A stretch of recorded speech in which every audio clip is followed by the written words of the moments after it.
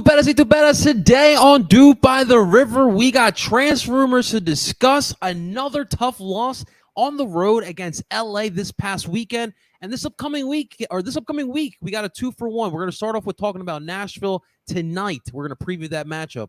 Don't you dare go anywhere because you do not want to miss this episode of Dupe by the River. And let's get this started, guys.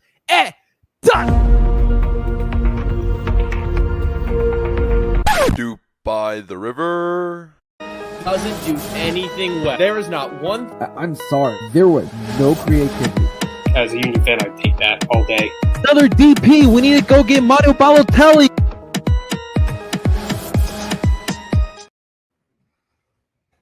That is right. Welcome, everyone, to Dupe by the River, the show where we follow everything Philadelphia Union. And, of course, we're brought to you by Philly Sports Network. Before we dive into today's episode, we want to welcome everyone into today's edition. If you're watching live on El Barcelona Philly's YouTube channel, welcome on in. If you're watching live on Twitter, thank you so much as well. Like and subscribe. If you're watching on YouTube, follow us on Twitter. And, of course, you can find us wherever you stream podcasts. Find us under Dupe by the River Podcast. And, ladies and gentlemen, today joining me, my expert in duping, please welcome Justin, second-string IR keeper Friedberg. Justin, my man. How was your week, buddy? I missed you, man. We weren't together last week, man, but it's all good, man. How you feeling? I'm feeling okay.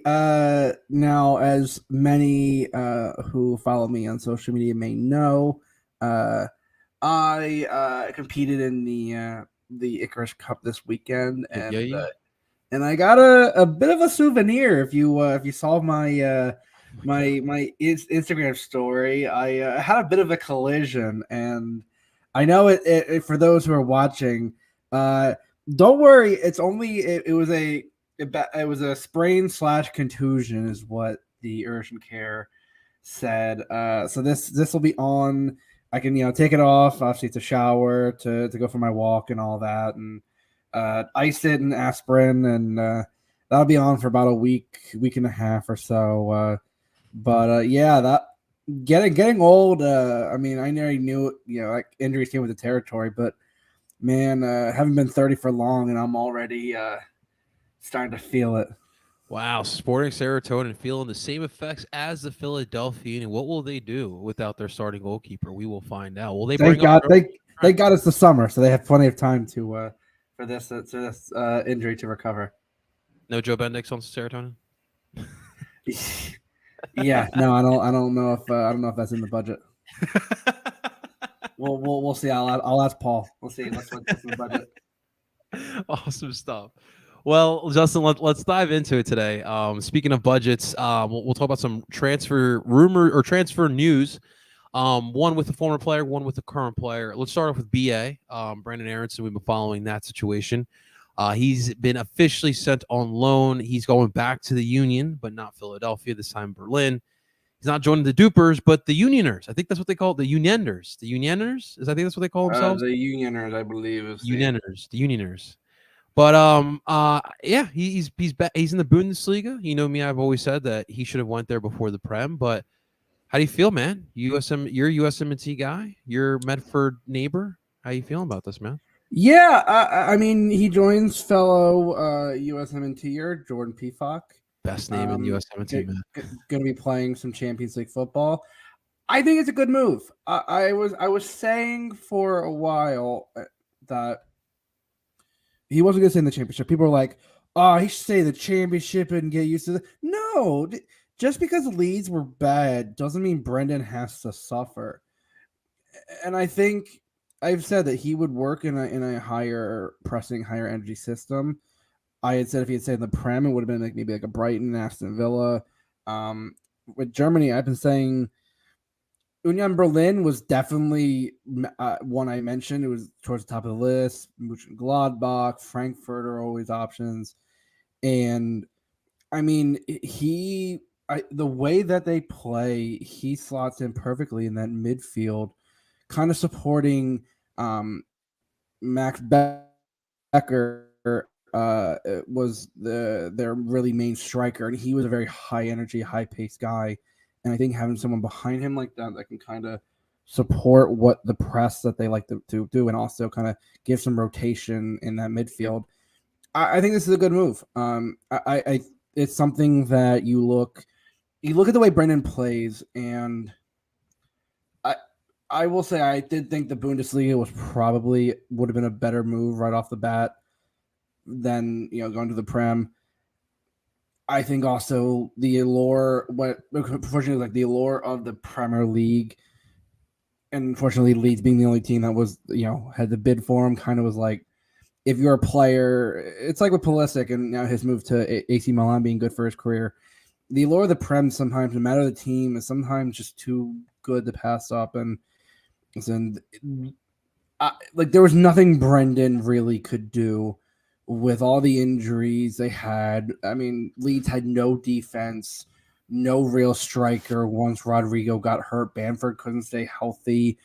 Adams was barely holding it together in that midfield. Once he got hurt, it all went down the window.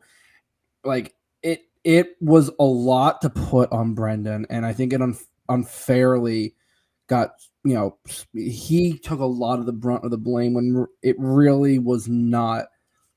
I don't think most of it was his fault. And considering the fact that once Marsh got fired, for some reason they decided to keep benching Brendan, and they bring him on in like the 70th minute and keep starting Nyanto, when Nyanto really wasn't doing all that well. And we try to take three players on at once and not really do much. So it was kind of one of those things where it was an interesting move overall, but I also think it was one where, listen, Brendan, it was smart, and I knew once they went down, a player like him would have a relegation clause, and it was activated. And it's a shame that I think a permanent move might have been better, because I don't fully think that Leeds are going to come up next year or the year after. I mean, I think the way that the championship is, there's a reason. Like, it is probably one of the toughest second divisions behind, I would say, like the Zwei Bundesliga is definitely a tough one. The championship does play the most amount of games in any of the divisions, which is crazy. And I just think, listen, I'd rather see Brendan. Like people said, people said Brendan shouldn't be playing Champions League. It's like, well, why? Like give me like, are you saying that he should? That like people are more saying that he should slog it on like a cold Wednesday night at Sheffield Wednesday than a Champions League matchup against PSG or Real Madrid or even Bayern. Like, I don't understand the mindset that people have. And yeah, people, for those who say, oh well, it's kind of a Union fan bias, it's well, kind of, because we know what we saw, and we know what, like, he's proven that he can be a reliable contributor on the national team level. We saw what he did in the Champions League with RB Salzburg, so it's not like he can't do it at that level.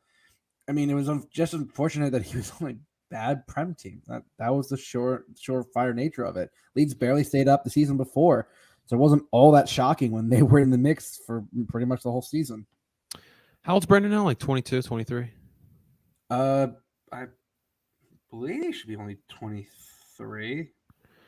It's so hard for a kid that age, with, let's be honest, a shit show that was Leeds, to hold his composure. I mean, he dealt with injuries. He dealt with just a mess in general at Leeds. There's only so much you can expect from a kid at that young age, man. I think what Brendan needed more than anything, Justin, was just consistency.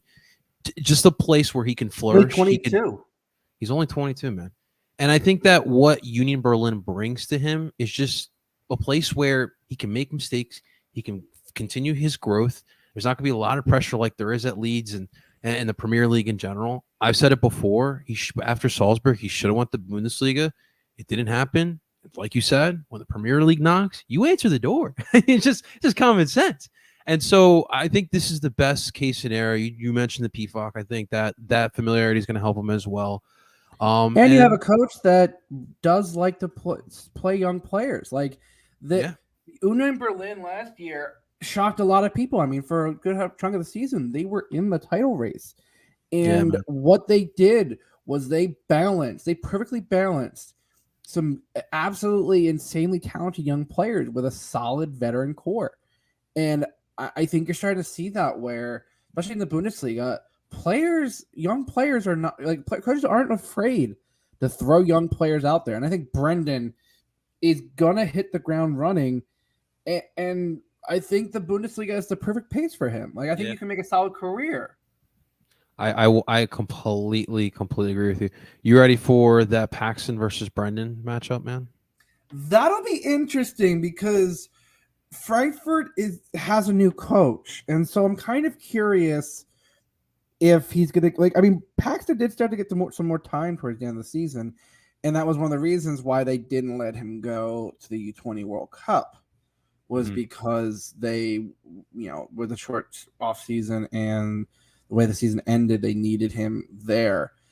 So that would be interesting. In the Philadelphia area, the Union social media team is already trying to promote the hell out of the Medford Derby. I like that, the Medford Derby. I like that, man. I like that. All right. Well, from a former player, let's talk about a current player. From Tommy Bogues today, apparently Olivier Mbaizo, right back for the Union, has requested a transfer to the Union, citing that his main concern is just family. I did not know this, but Olivier is married, and he's having issues with bringing his wife over, visa issues. I know that very, very well with my personal family. It is a bitch. It sucks, and we've seen this with former Union players. I think Jameer was the last one kind of dealt with as well with this. So we know this situation very, very well. I mean, just to be honest, like it did come as a little bit of a surprise. I mean, look, Olivier, it's been up and down with him, in and out of the lineup. We know his talents. We know his weaknesses.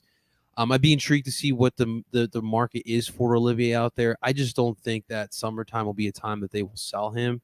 Especially with the Kai situation. You're lacking depth there. You're seeing what Jim's been doing, putting Nathan over at the left-hand side. So it is a little bit interesting, man. What's your thoughts here on Olivier? What do you see the situation coming to? I know they said like the preference is for that to be a winter move, and I'm hoping and same thing with Kai. I'm hoping they realize, and I think they can understand that. Be asking the team to this kind of came out of nowhere, at least my understanding of it, and asking the Union to replace him at short notice. Obviously Nate can take that spot, but in terms of the offensive ability that he brings, that's something you're going to have to start really scouting for. And I think there is a market. I think he would definitely. I think I would probably say the Eredivisie. If I'm looking at Eredivisie, maybe Serie A, La Liga, something high flying, something where he can really get the most out of his offensive abilities and kind of be more of a modern wing back instead of really doing. I mean, he's gotten better at the defensive duties, but I think a league that really emphasizes his ability to get forward is one that would work. And I could see him in Europe. I mean, that's not a crazy shout. I just hope that he would allow, for the winter to kind of, give. And I don't think that would be a crazy ask, given, how far into the season you are. Do you just out of curiosity, do you think he fits better in a 3-back set where defensive responsibilities aren't as prevalent as in the 4-back set? I think he works better as a wingback in a 3-4-3 or a 3-5-2. I think that's definitely it's not like the Alexander Arnold where he needs to be centralized to kind of take himself out of the defensive duties. But I think a modern wingback, what the back three has shown with the Union is the outside backs don't have to get back as quickly. Yeah. That you have 3 center backs back there to really kind of make the emphasis on things. So I do think he would be suited better in a back three, in a team that plays more of a back three. All right. Well, hey, we'll keep an eye out for the situation. Obviously, we're all expecting the Union to make some signings of their own this upcoming summer, so we'll see what happens. This past week, MLS transfer market did open up on July 5th. Obviously, we saw Brandon Craig get loaned off to Austin. So, from all of us here at PSN at Duke by the River, Brandon, hurry back up to us and get some valuable minutes, man. Already saw him in that after that first win for Austin. He's got that big smile, so it looks good in the green. But we want him back in that blue and gold soon enough, man. Valuable minutes for Mr. Craig. Justin, let's get into the Galaxy matchup here last Saturday. So obviously on some Saturday night football, our Philadelphia Union would take their talents over to Carson, California, to face off against the LA Galaxy, not the same LA Galaxy that you grew up with, ladies and gentlemen.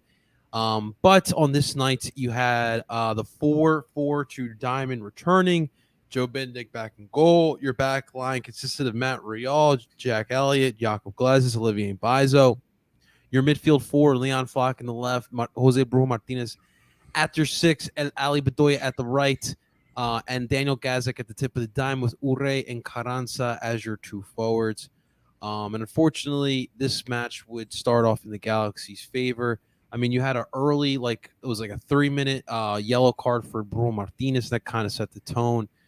Tyler Boyd, LA Galaxy kind of just take advantage of transition, and Joe Bendik just allows one that probably should have get saved to go by. It's 1-0 early on.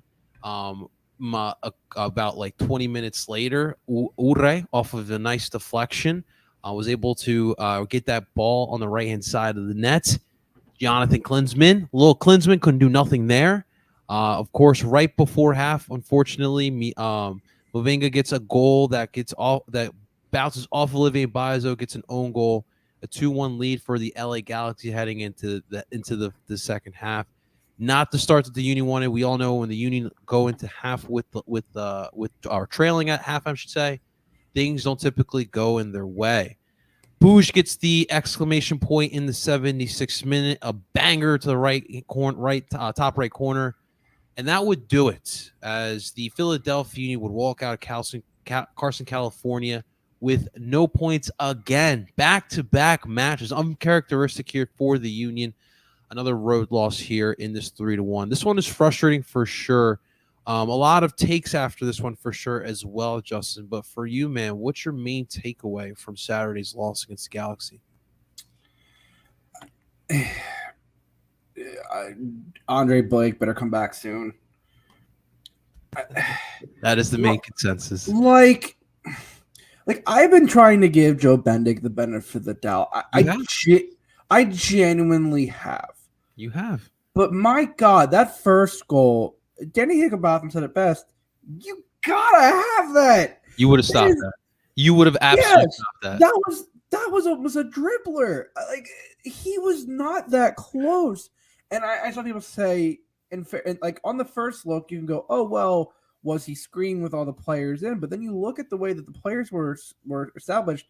Tyler Boyd was pure and shot. Like, that shot had no pace on it. And that was ridiculous. The second one, okay, yeah, it's an own goal. I think Mavinga would have gotten to it had Olivier not gotten in the way. Yeah, I agree. But the last one, man, Andre has that. It was a nice shot, don't get me wrong, but it was not far off. Like, you look at Joe Bendik, and at full stretch, he still, misses it just barely. And Andre probably has that a second or two earlier. You know what sucks, Justin, is the midst we're watching this, Andre Blake with Jamaica is making miraculous goals against Guatemala. In the goal. That's the part too. And I'm like, and I think I said this to my dad before. I was just like, it was one of those. I want Jamaica to do well, but I also want Andre Black back for Saturday. I don't know. It's all right. Well, okay. So let's just ask the dying question, because you've seen this all throughout Twitter. We got to talk about this right fucking now. Bendik was trash. We're not defending Bendik's play, but here's where I struggle, because Nashville is a tough environment. It's a Wednesday night match. It is tough for me to put in Holden Trent in that situation. Who apparently has a broken finger, according to Jim Curtin.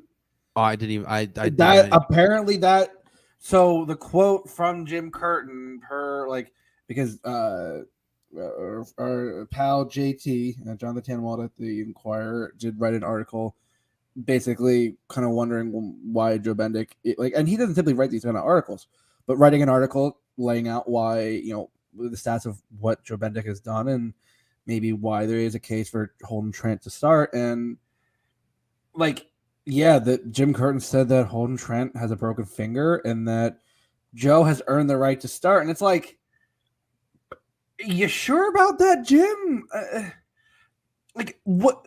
What does earn the right to start mean? You know what he did. You know what he did, Justin. He worked his ass off in practice. He was a good leader, and so that's why he deserved to start. That Jim, man. I know, but usually Jim isn't afraid to pull the trigger on something like this. And I listen, I know you wouldn't do it against Nashville. That would be a massive ask on the road. I would not wish that on a rookie. But if Andre isn't back for Saturday, say Jamaica does beat Mexico, and he isn't back, do you put him in on home against NYCFC with broken finger and all? I don't know. It's just something that I genuinely wonder because, listen, I've said this before, we are absolutely spoiled with Andre Blake. I know that. Andre Blake is an absolute godsend of a goalie and will absolutely go down as a top 5 goalie in MLS history, probably the best goalie in Union history, full stop. But at the same time, most teams don't have this big of a drop-off in ability because, you look at the way Joe Bendick reacts to a save and the way that Andre do. It's their positioning. They both have good positioning, but what Andre does well is obviously with his athleticism. But he reads the game a bit faster. Joe Bendick seems to read the game a bit slower, and I know he has a calming presence on the back line, and I know he has that good rapport. But sometimes too, keepers being good shot stoppers is kind of the crucial thing. You don't ask a lot of your keepers. You don't ask them completely to play out the back. Joe Bendick is decent with his feet. That's never really been a question. But at the end of the day, you want him to make the more basic of saves. You're not asking him to make those 10 bell saves every damn time Andre does. No one's gonna do that. And that's kind of why I think that's kind of why people have looked at Holden Trent and go, well, we've heard a lot about this kid. This kid supposedly has some insane athleticism. We saw in some of the preseason practice stuff. He was making saves that Andre does, and it's oh shit, this kid's got some pretty damn good athleticism. And you look at Joe Bendick and go, I mean, he's a veteran. He brings you that experience. I'll give you that much. But man's literally got brick for feet. Yeah, that's the thing. I look at him and go, that reaction time. My God, man. I don't know. It brings up a lot of questions, and I know it's there's not too many goals so far in those games where I blame Joe Bendick. But really, 2 of those 3 in that LA game are ones I think he should have. That's not a comparison to Andre. I genuinely think he should have those. The first more than the third one. Yeah, and I'll also say this: Bendick's got to be better for sure, but the whole international break has been killing us. The fact that you don't have Blake obviously hurts, but not even having Damian Lowe, man, you've seen what this 3-back set has done to this team. And there was 2 matches where the diamond kind of got a little surge, but it just is just kind of dull now again. I'm just watching, the Galaxy, especially them being able to move the ball through the midfield. Teams don't typically move the ball the way they did against our midfield. And it was just, it sucks, man. You're missing Kai Wagner again. Matt Rial is out of place. How many times he's jogging back to play? That pissed me off beyond means, man. And I think that has a lot to do with it as well. I mean, the attack has looked dull against Atlanta and against the Galaxy. Why you lost both of those matches, but dude, people don't realize the way this team was built. It is a group of 11 men. They work as a unit. And if there's one piece missing or there's a chink in the chain, then they're not going to move as a cohesive unit like you've seen. And that's kind of what you are seeing. And that does lend back to the other case there, Justin. You're seeing a lot of Ali, a lot of Gazik, a lot of Carranza, a lot of Ure. The depth's killing us as well, Justin. It's a lot of things going on right now, and I think we will be fine. But this depth situation to me is a bigger concern more than anything else. Yeah, and that's why like it's an unfortunate like ask of them going to Nashville for the international break. I mean, having NYCFC at home right before Leagues Cup break is kind of a nice help. But like still, you kind of want to like. I'm not worried because you're going to get players back and injuries are going to like lessen. Like, I think that's the thing. But at the same time, like, it's going to be a solid month or so before you really get back into league results. And despite all this, you're in 6th. You're still 3 points back of like third or fourth with a game in hand. So, like, it's not like you aren't still within earshot. And, like, it was unfortunate timing because Cincinnati dropped points and the Revolution dropped points. So, like, teams that are in front of you that you needed to drop points. So it was kind of like, okay, here's where you should do it. And the first half, up until like stoppage time, it was like, okay, the Union will battle to a 1-1 first half. It wasn't great. But they were getting into the game even before the UA goal. They were getting into the game. They were going down the wings. They were committing Mavinga and the back line and Leerdam to really try to play over the top, and it was looking like they were breaking through. And I think that second goal right before halftime was kind of a backbreaker. And because goals right before halftime are an absolute momentum swinger and an absolute just killer. And it was a shame. But like looking at things, you always got to wonder, like, what if, Andre was there? What if Kai was there? What, as much as I don't like to want, middle in the what ifs because you can just keep going on and on. It's a good question to pose, and one where, unfortunately, this year the timing of the international breaks are not really ideal. Yeah, man, it is. It is definitely rough. One more point on the Galaxy. Push belongs in MVP conversations, man. I'm thoroughly impressed by his play, not only against us, but against LAFC.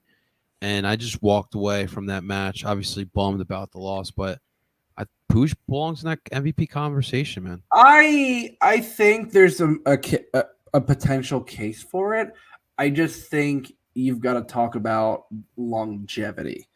I think his run of form has only been over the last month or so. And I know that's when MVP cases can be built, but I've also seen it where guys have gotten hot around this time and faded off. Like, that Galaxy back line is still not good.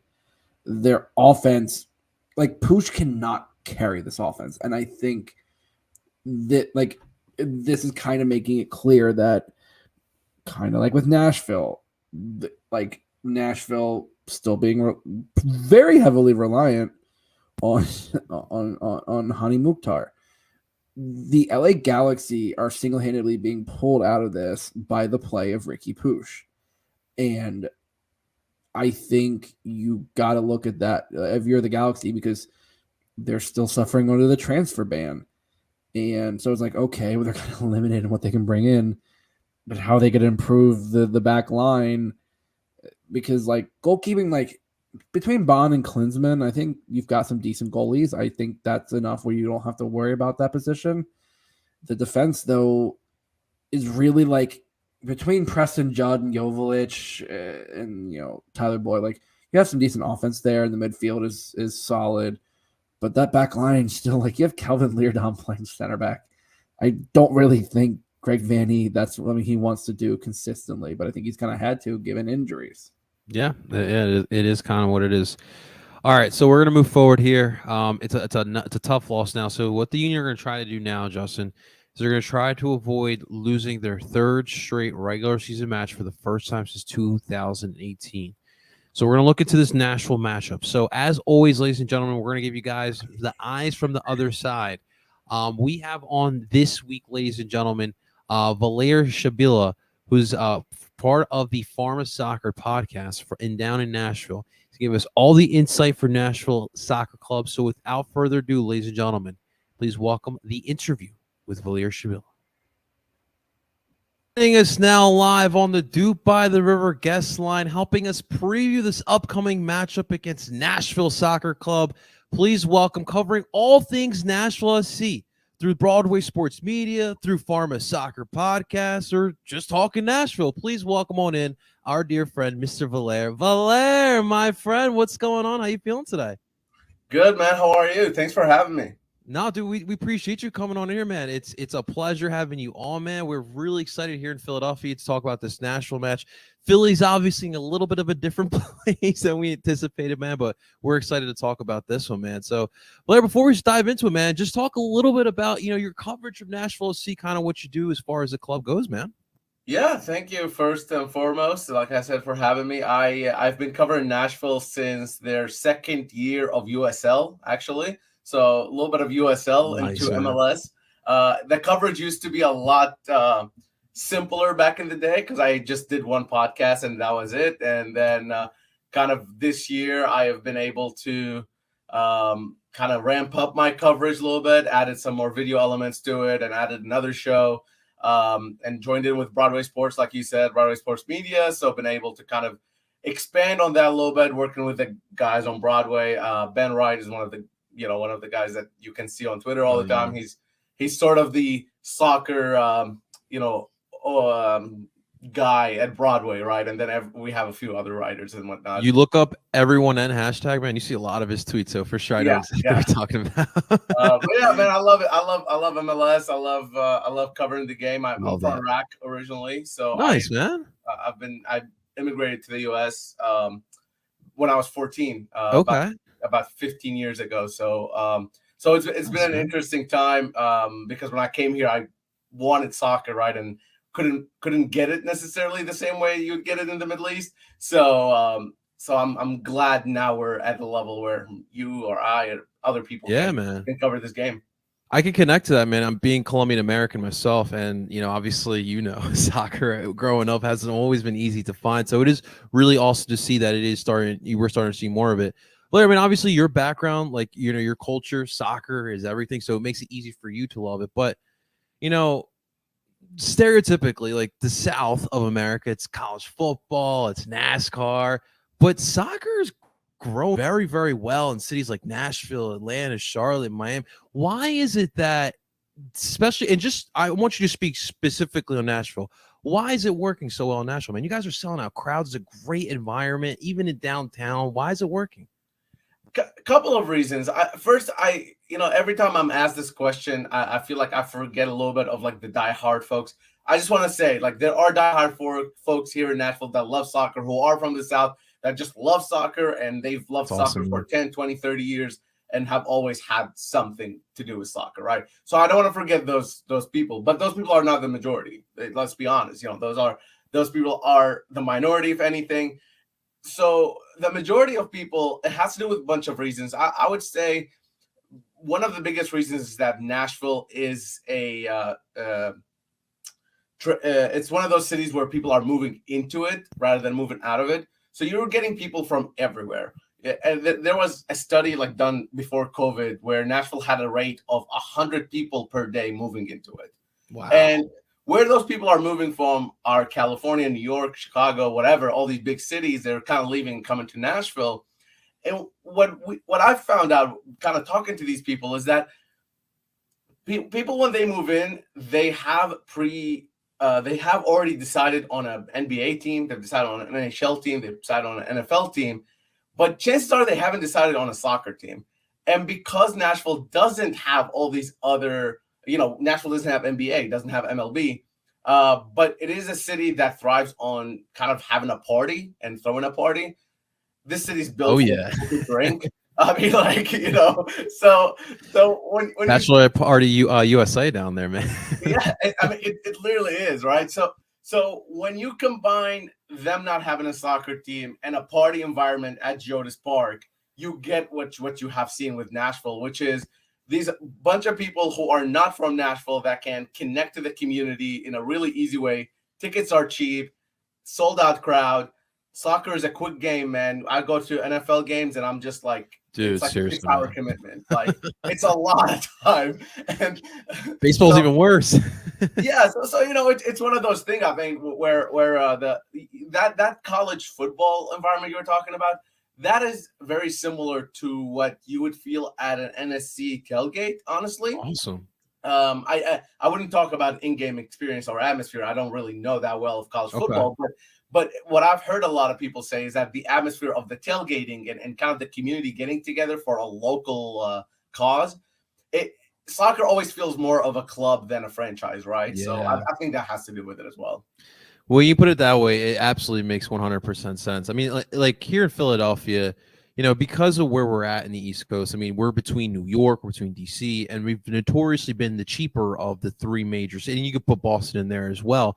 So we do get the same thing. Like we're a major metropolitan city, so we get a lot of transplants from all around over the country. And just like you said, they come over with that already, that love of soccer. They may not have that soccer. They're trying to get an MLS.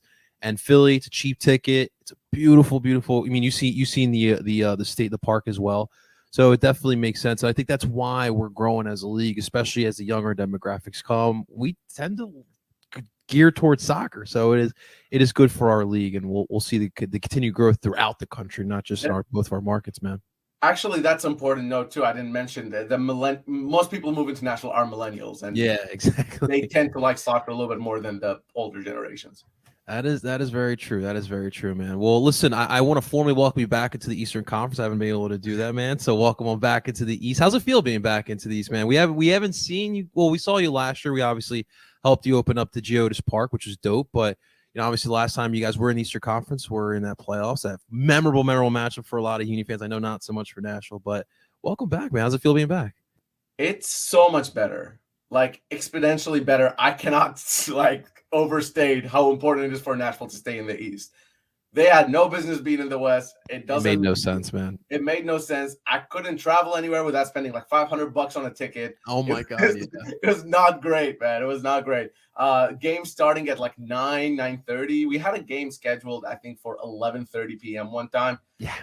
That didn't get played because of COVID, but that was scheduled. It was planned to be scheduled. So not having to deal with that is incredible. And I cannot be I just hope it stays like that, because the just the fact that these game times and these teams that are a lot of fans want to travel to and see these cities just haven't been able to. And then the big thing is the rivalries, man. When you look at Nashville, Cincinnati and Atlanta are the big two for Nashville, and not being able to play a home and away with them is honestly like it took away a little bit from that sort of heat between the two teams. I completely get that one, man.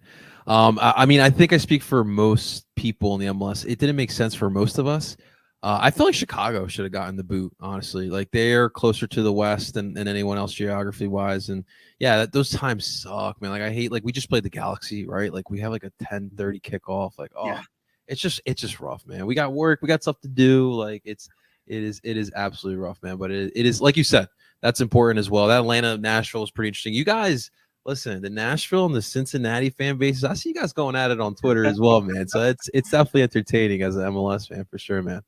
It's one of those that people don't know, but it started off in USL, right? So Cincinnati was the big bad in USL, and then here comes Nashville, a brand new team. They play each other 5 times in the first year, 5 times, and then all 5 ended in draws. And the last one was in the playoffs, which then Cincinnati won in penalties. But Cincinnati had just broken the USL record while Nashville was the 8th seed.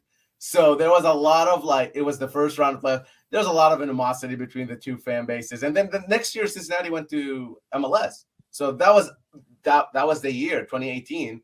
And then kind of Nashville followed them to MLS, and some of that rivalry has followed through. The rest, I think, will be built up by the end of this week, actually. And not too far away from each other, right? Cincy and Nashville? Yeah, it's about 4.5 hours. Not too bad. I'm actually going to Cincinnati on Saturday for the match, so it's a really easy drive. Yeah, dude, have some fun out there, man. Are you Skyline Chili guy or not? I've never had it. Just out of spite. But maybe I should try it sometime. That's the same reason why I don't have a chopped cheese, because I don't like New York side. I get you. Yeah, it is what it is, right? I get you, man.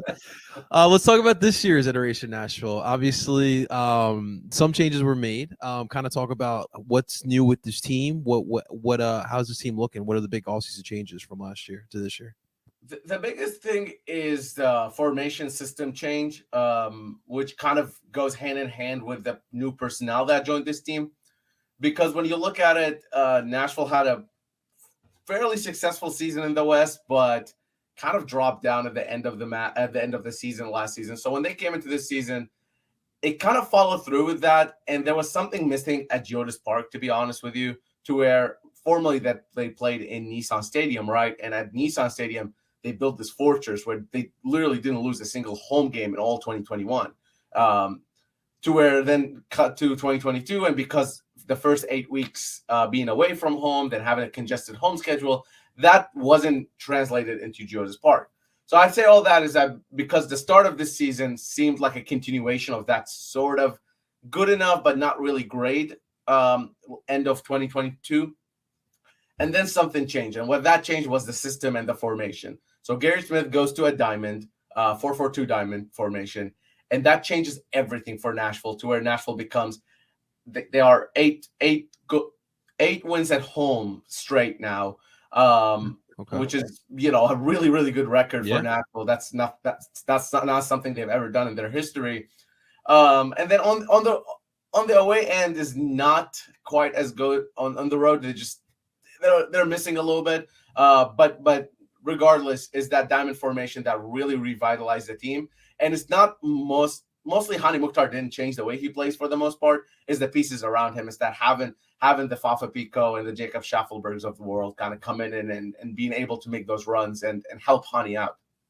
Okay. All right.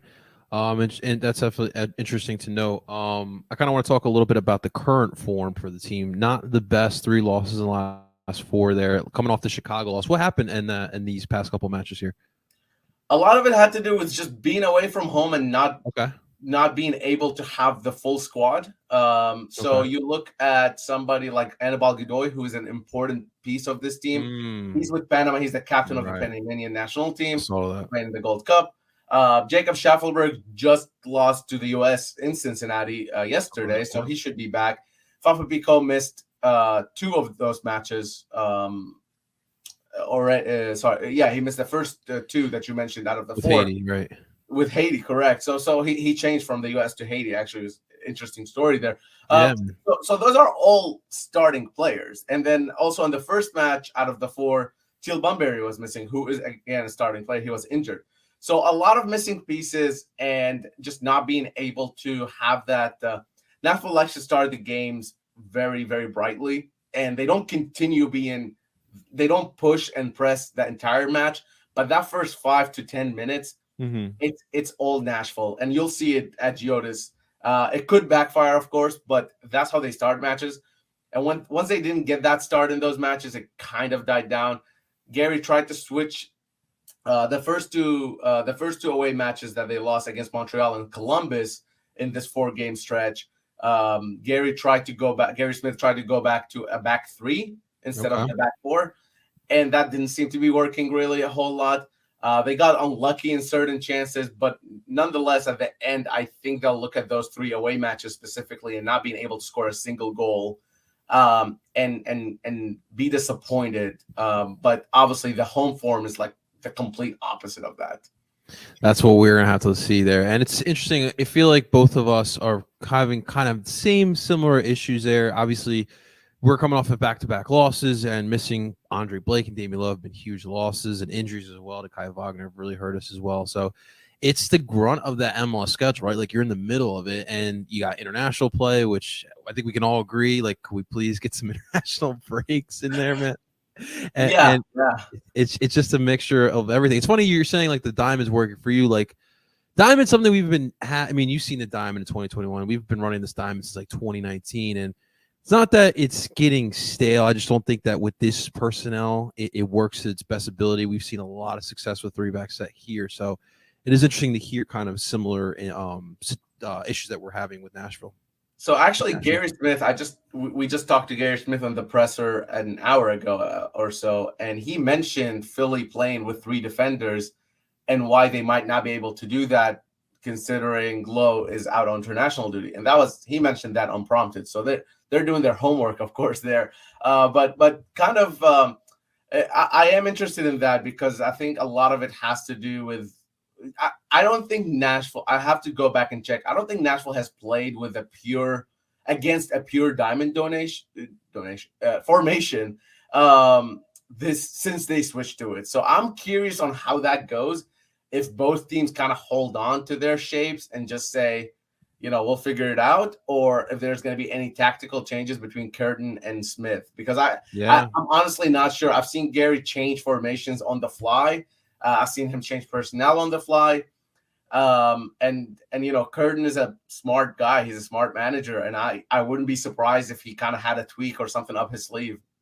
Be interesting because obviously player selection depth's been an issue for this team as well this year. I mean, Corey Burke and Paxton Anderson leaving have been huge losses there. It'll be interesting because typically when we play like diamond teams, like the Red Bull are typically diamond team. Cincinnati, since Noonan's been there, has been a diamond team bringing that formation over there. Or actually, no, they've been more of a single forward team. But regardless, anytime we do play a diamond team, it's always low scoring. But we've had Joe Bendick in there, and I'm sure Joe Bendick things can go real ugly real quick. So that one's a little bit concerning for sure, my man. But one piece you haven't had at least in the last matchup that I was intrigued by, Hony Mukhtar, obviously out, or he wasn't out. He was in the 18, just didn't start against Chicago. A lot of rumors to get to the Qatar League. Anything you could tell us on that?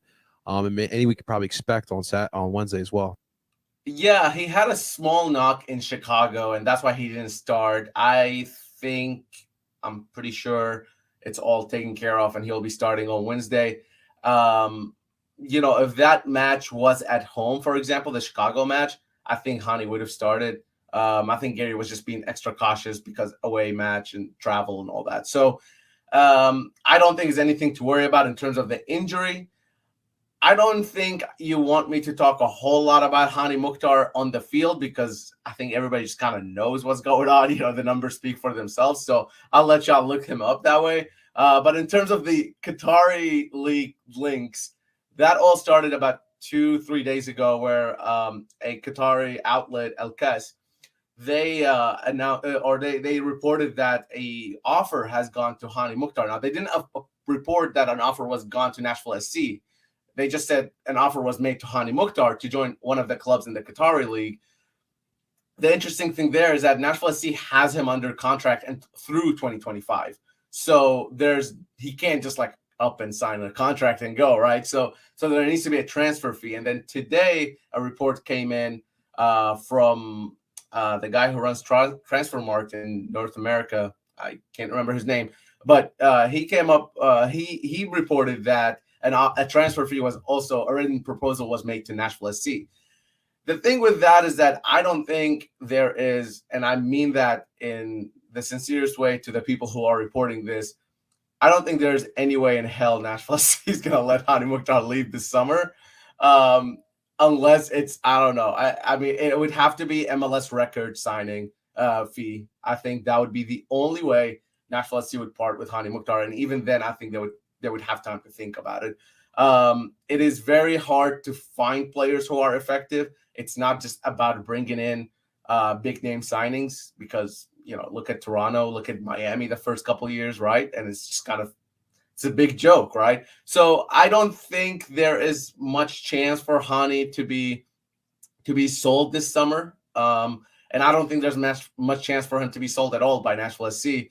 The only thing I would say is that the money that the Qatari League has is tenfold what MLS is ever able to offer a player, in all honesty. So if they come in and they really want to push for a signing like that, they're able to probably persuade at least a player. Hani Mukhtar is on a $3 million contract per year, which in regular people terms, that's a lot of money. In MLS terms, that's not even top 10. So you're looking at someone who is hands down the best player in the league for almost 3 seasons running, unable to be paid top 10 salary. And that's with his re-signing, with his increase in pay. So there might be something there that they can persuade him, but he's very committed to Nashville. He just opened an academy in Nashville, the Hani Mukhtar Academy. He just married a girl from Huntsville, Alabama. So, he's very committed to this city. He got married, and this is not a joke. He got married at Geodis Park on the pitch. Oh my God, he's a full Southern boy, man. He's Tennessee as they come. So I think it's gonna take a lot to get Hani Mukhtar out of Nashville. Okay. And I mean, at the end of the day, I think he feels like he has still work to do here. 28 years old. I think he's sticking around for a minute. I don't think there's much chance to lure him to the Qatari League. It is interesting because it's like something like in world football, soccer, whatever you want to call it, that we haven't really experienced, because obviously in Europe, like you're seeing like all these players going to Saudi Arabia for ridiculous fees. My MLS outbid with I think it was Saudi Arabia as well for Messi as well. So it is something we haven't seen, right? Because we haven't really had that region compete for some of the big players. And I think the Qatari League, looking at one of our best players in this league, it is certainly interesting, man. And I know Nashville definitely doesn't want to see him go, but it's funny. I feel like the similarities with our club, we've obviously have built something really good that's duplicatable. But there are instances where we feel like you saw last year in the MLS Cup, when LAFC pulls out Gareth Bale off the bench, you can't really compete with that, right? Yeah. So it is definitely tough. The one we say we love what we built, but imagine if we were spend a little bit more. What could we really do here? What could we be really cooking with? So it is something that some of these these fan bases, unfortunately, we keep asking the question, what if there, man?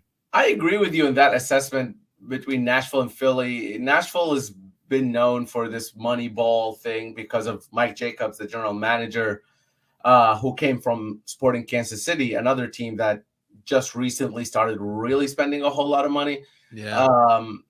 But there is a clear idea in MLS that you can be successful, or at least successful enough, if you're smart, rather than just spending the money. And then, you take that and you look at the top 5 teams in terms of spend and how terrible they are this season. Well, not all of them, but the top 2 at the very least, like the Galaxy and Toronto and Miami. And then you kind of start thinking about all this, right? And it's like, okay, well, spending doesn't necessarily equal that, but you are 100% right in that spending at a TAM level, which is somehow how Gareth Bale was here, but we're not going to talk about that. I know Ernst Tanner had some words about that might have got him in some trouble. So I think my sort of way of looking at it is that I don't mind the salary cap. I don't mind teams being smart about the signings. What bothers me the most is the restrictions that MLS puts on the way to spend your money. I don't understand why certain players have to be at this level and certain players have to be at this level. Toronto spends 85% of their salary on 2 players, and that's not good either. That's a lot of spend for, imagine if they can just spread it out a little bit more evenly. So I think my problem is the restrictions that are, here's a TAM player, here's a young DP, here's a U22 initiative, here's a DP. All those restrictions, if you were just to remove them all and say you have X amount to spend, you can keep the DP rule. I like it. I don't mind it. You can say you have 3 players to spend more than that on, but here's your floor, here's your ceiling. Spend within that. Go do it however you want. If teams want to pay 3 players the most money and then everybody else pay them $100K a year, that's on them. If they want to pay if they don't want to have any player over 3-4 million, that's fine. Every player gets like 500K and that's it. So that's kind of my problem here is the way, because you have these owners who came into the league who want to spend money. You have the Atlantis of the world who have been just spending money, LAFC, and Toronto, of course. And these teams are kind of pushing the other teams to spend a little bit more. But there are the old MLS heads, right? So, you have your Dallas ownership group or some of these other older teams that have been there since 96 saying, well, I don't want to do that. So that's kind of where sign up for this. Yeah. So that's kind of where that that's why MLS is scared, I think, to make that next jump. No, I completely agree with you, man. And trying to explain like the like roster construction rules to like casual fans or like European fans, like bro, like, trying to explain it to like MLS diehards is hard. You know what I mean? Like I'm having a conversation with another person who writes for MLS, and we're confused about these. Like that's just life. Like that's us as MLS fans, man. It is what it is, man. Valère, any injuries, any key pieces that we should be keeping an eye out for? It's gonna be out for Nashville on Wednesday night. Should be a clear injury Okay. record for Nashville. I will say Jacob Schaffelberg just played in Cincinnati for the Canadian men's national team. I'm positive he'll be on the bench. I don't think he'll start the match. Fafa Picault is just coming back from Haiti, like we talked about. Anibal Godoy is still out on international duty, so he will not. Anibal Godoy will not be available. Walker Zimmerman didn't play in Chicago because he had a red card at home against DC, so he should be back fully. The biggest missing piece is just Anibal Godoy because he's with Panama. Okay. Lineup prediction for Wednesday night. Formation as well. Yeah, I think Gary will stick to the diamond. It's been working really well, especially at home. Joe Willis has been honestly one of the best keepers in MLS. I know that sounds a little biased coming from me, but no, I agree, man. For themselves. Nashville have conceded the fewest goals in MLS as well in the entire league. Jack Mayer, who is effectively the best defender in this team, will be paired up with Walker Zimmerman, who has been the best defender in the league, but has been struggling with some injury and international breaks this season. So we haven't seen as much from Walker. But Jack Mayer and Walker in the middle, center backs. Dan Lovitz played every single minute on the left. He'll continue. Shaq Moore on the right. He played almost every single minute on the right. He'll continue to play. Of course, if you know the U.S. national team, he's played a few minutes with them, Shaq Moore. The base of the diamond, this is going to be a very interesting one because Dax McCarty is the only player on this Nashville squad that can play that position. But Dax McCarty is also well into his mid-30s and just played 90 minutes in Chicago. So we'll see how that goes. He played in Chicago all 90 minutes on Saturday. So now coming Wednesday is going to be an interesting thing. I think he still sticks to that position. I think Sean Davis and Alex Muyl take the dual eights or shuttlers, whatever you want to call it. I think we'll see Hani Mukhtar at the tip of the diamond with Fafa Picault and Till Bunbury up top. I would almost bet money on that. The only difference, you might see Leal jump in somewhere who can play in like 3 different positions. So I don't even know what to tell you. Yeah. Man's a beast. I miss Fafa, man. He's one of my favorite former Union players, man. Great dude, swag on 100, man. I love him. Yeah. He a great rapper, singer. Yeah, got all many talents. I was kind of bummed they didn't have him do the media availability today because I was going to ask him about playing for the Union and everything, but maybe after the match if he scores a hat trick or something. What's funny too is that one of the reasons why we did allow him to go to Dallas was because we were going to the diamond, and he works the best as a winger because he's so dangerous, especially on 1v1. I mean, like, dude, he's fast as crap, man, the Gazelle. So we love Fafa, man. We're happy you guys are treating him well, man, and we'll see him on. Hopefully, we'll see him on Wednesday as well, man. Yeah, he's loved in Nashville, and it's interesting because he plays as a striker, but not really. He did the same thing here in 2019. Yeah, man, awesome. All right, well, before we let you go, can we get a prediction? I will go 2-1 Nashville. Okay. 2-1 Nashville. I think Philly gets a goal early on. Nashville comes back. If that happens, I'm staying the hell away from Twitter, man. Let's put it that way. I'm staying the hell away from Twitter. Hey, it might not even be my choice to stay away from Twitter. Like that's just like life, you know. Like Yeah, you never man. know. One Yeah. day I'm gonna open that app and it's just gonna like my phone's gonna be like, nah, error 404. Can't do it. Seriously, man. Seriously. Well, there, man. Before we let you go, plug away where people can find your work, man. Podcast, right? Whatever you'd like to plug away, man. Absolutely, yeah. If you follow me at Valer Shabilla, you're probably wondering how the hell to spell that. Don't worry about it. Just do your best, Valer Shabilla, and I will pop up. There's not many people named like me. You can find me on Twitter, Instagram, Threads. Those are the three I'm on right now. If you follow me on Threads, I don't know, man. There's not much going on. But I cover Nashville pretty extensively. I have new content going out on a weekly basis, whether it's audio or video stuff. And yeah, just add Valer Shabilla on Facebook. Not Facebook. Don't add me on there. On Instagram and Twitter and sometimes Threads, I guess, as well. That's right, and that does it. Thank you so much, Valer. Get yourself on Threads. That's a new thing, kids. It's a new thing. Get yourself on Threads now. Justin, after speaking to Valer, I don't feel much more comfortable. It's a tough spot. We just talked about Puig. Mukhtar is the real deal. How do you feel heading this matchup, man? I mean, I don't feel amazing, but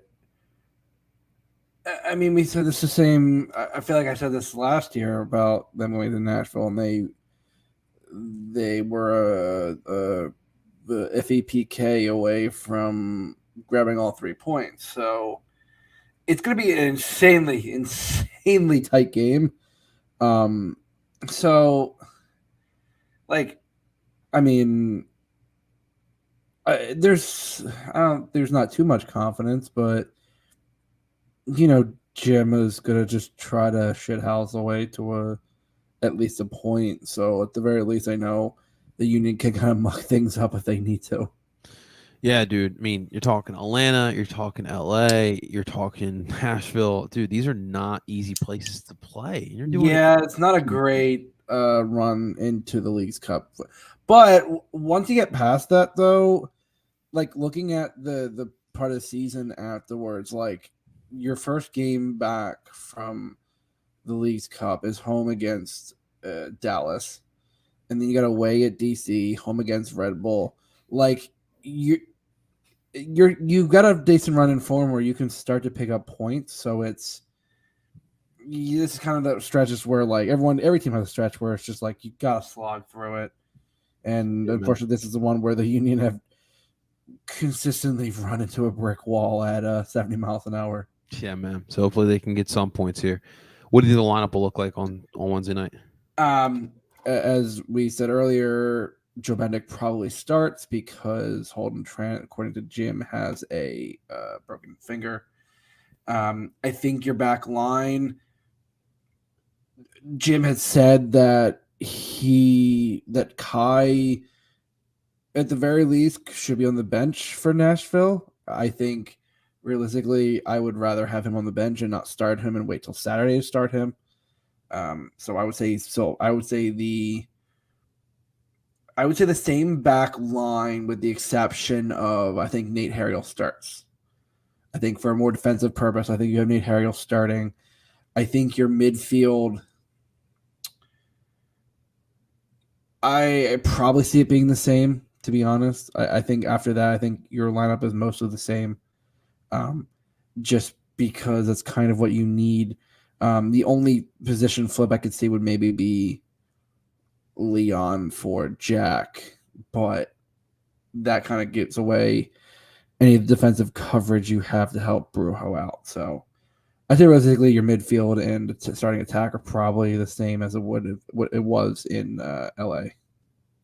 All right, and give us that prediction, Justin. I don't know how much confidence I have in this, but I'm going to say it's going to be a very ugly 1-1 draw.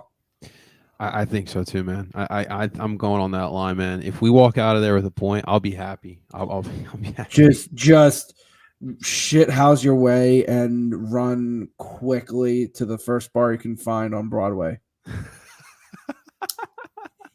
Can we get like a Jack Elliott goal? Like I just want like a weird like the weirdest result. That's what I want, man. So it's gonna be a Leon screamer from 35 out. We got the rule one. Now we need the Leon one, man. Hey, Leon had a nice smacker against Miami. That one was a fucking daisy cutter. Yeah, man. That is true. That is true.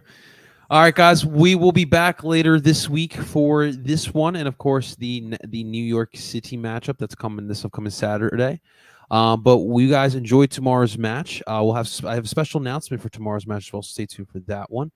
But guys, thank you so much for watching. Make sure you guys hit that like button, subscribe for more Philly sports. A big thank you to Valera again for giving us the preview of Nashville. Ladies and gentlemen, that is Justin, second string IR keeper Friedberg. Of course, I go by the name of El Parcero